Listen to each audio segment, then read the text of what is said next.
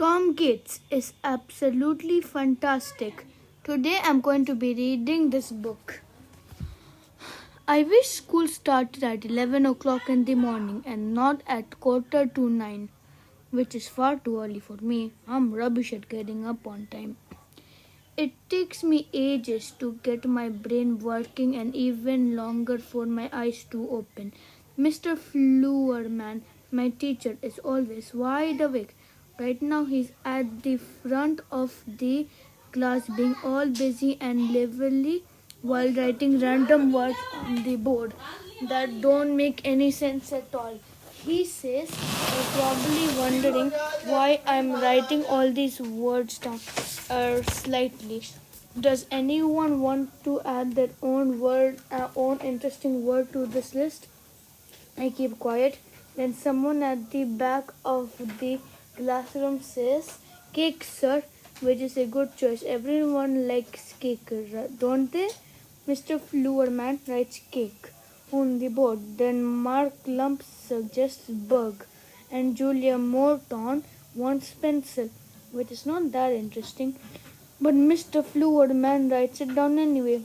All the time I'm thinking to myself, I wonder why Mr. Fluerman never seems to look tired. Maybe it's because his eyes are so massive and wide and starry.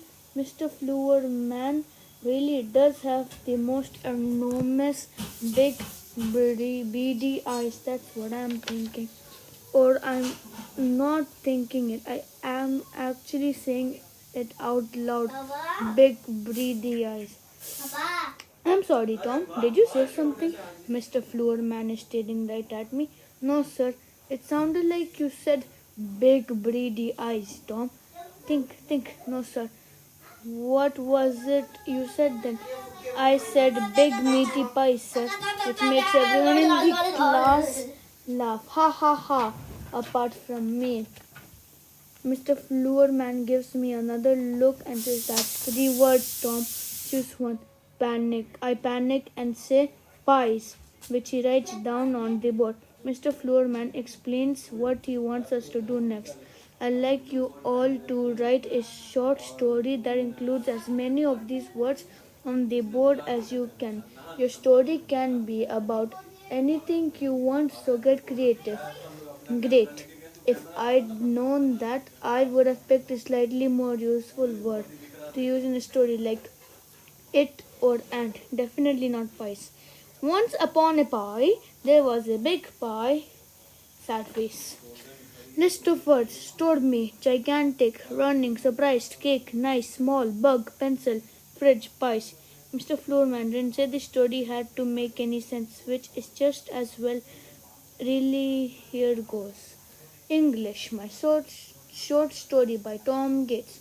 It was a stormy night when I surprised my grumpy sister Delia by running her a gigantic bath.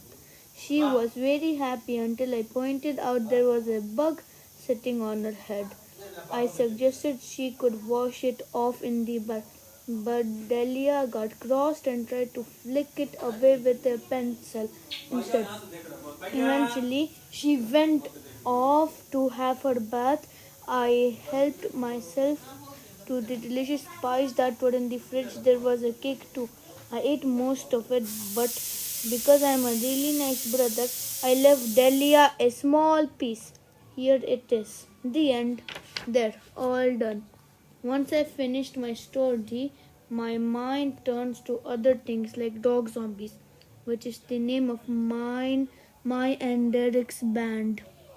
I decide to experiment by drawing a few different types of dogs as zombies for a change. Usually I draw them like this. Grrr.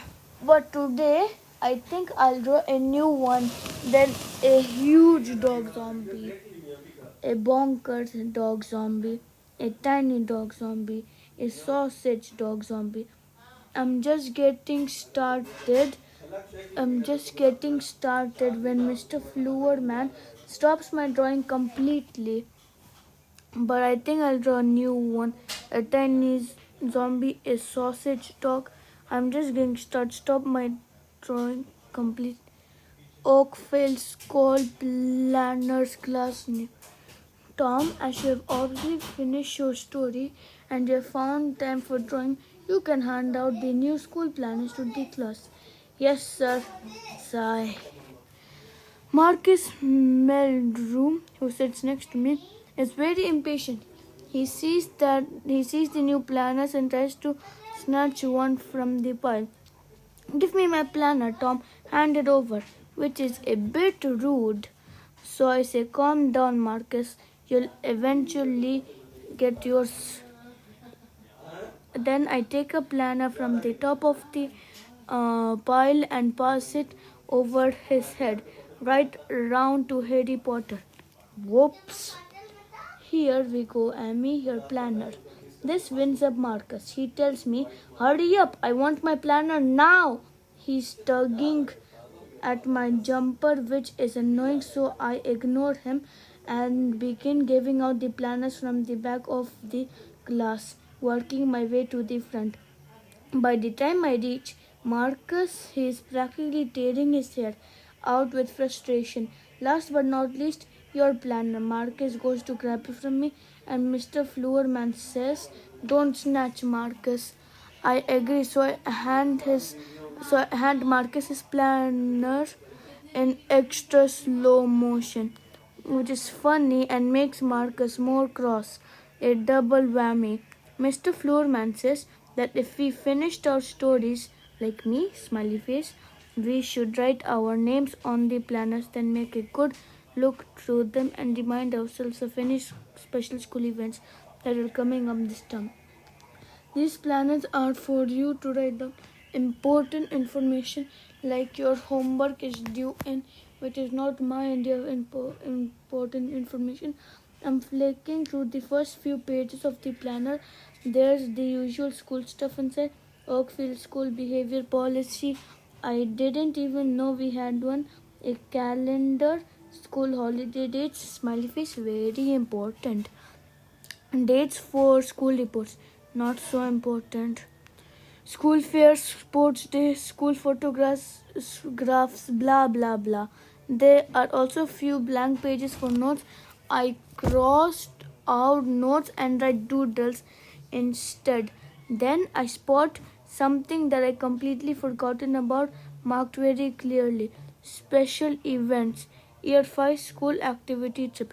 Monday, Tuesday, Wednesday. Which is brilliant news. I nudge Amy and say, hey, I'd forgotten the school activity trip. That's good, isn't it? She says, haven't you put your name down already? And I said, no. Didn't you get the letter weeks ago about the trip? No. So I'm guessing your parents did fill in the form or go to the meeting about the trip either. No and no, I say. This is not sounding promising at all. Then just when I think things can get any worse, Marcus joins in the conversation. You won't be going then, Tom. It's fully booked up now. Bad luck. How did this happen? I'm trying to remember what I did with the very important school activity trip letter. I'll scrunch up this paper. Important letter. Okay, just remember. Amy must think I'm some kind of idiot losing my letter. Well, sort of losing it.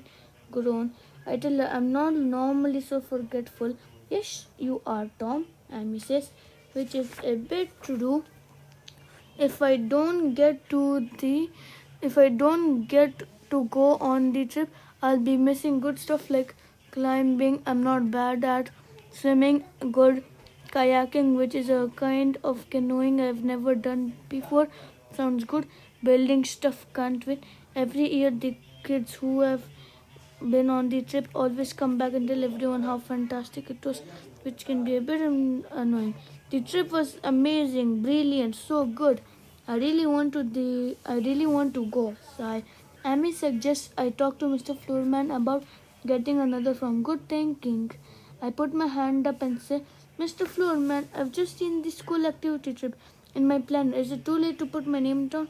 Mr. Floorman looks at me from his desk and says, I hope not, Tom. I'll give you another letter. Try not to lose this one, will you? How did he know I lost it? Anyways, guys, I will see you guys next time. We will read till page number 45, and this is page number 25. And see you guys tomorrow. But goodbye.